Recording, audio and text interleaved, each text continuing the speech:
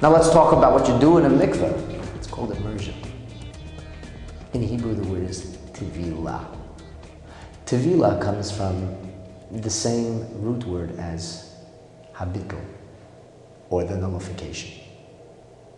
Sin is problematic because sin separates us from God. And impurity is paradigmatic of being separate from God or outside the realm of godliness.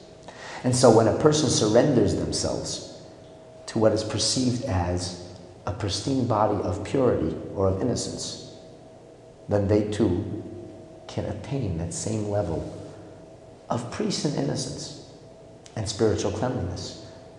Immersing in a pool of water is the closest you can come to suicide, and yet come back to life. For a split second, you are totally immersed, totally submerged by the cleansing waters of the mikveh.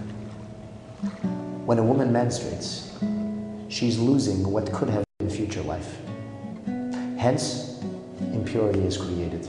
Not because a woman is not clean or inferior. On the contrary, you see, life is the holiest thing, and the bearer of life is the female. And so the loss of possible life creates a situation of ritual impurity.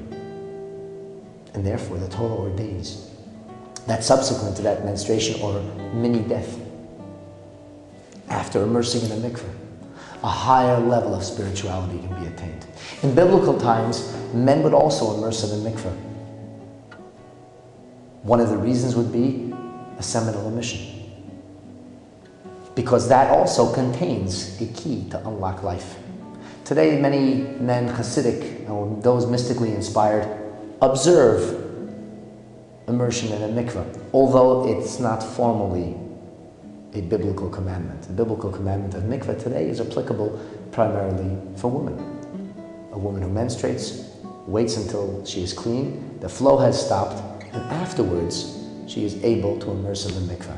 And Torah dictates, God's instructions for our life's sake, that during menstruation, no intimacy is to be had between husband and wife. Subsequent to the mikveh, they are reunited.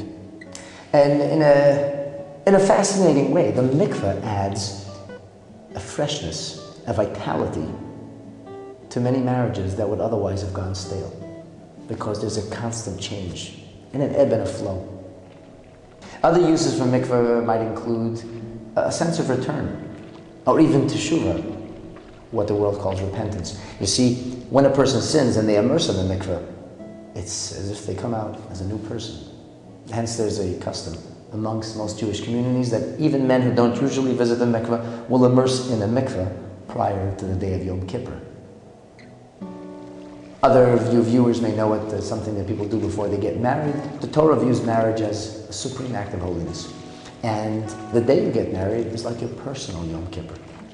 Sadly, mikveh today is a mitzvah, a commandment, a precept, an ordinance, a tradition that has been forgotten in many communities. It's incredible when you visit places like Masada and see mikvahs, and it dawns upon you that this was an essential part of Jewish life since the very beginning.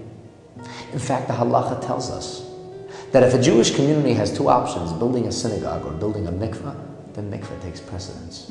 One is even permitted to sell a Torah scroll so that we can have a mikveh. The mikveh is not a luxury mitzvah. It's not a nice thing to do.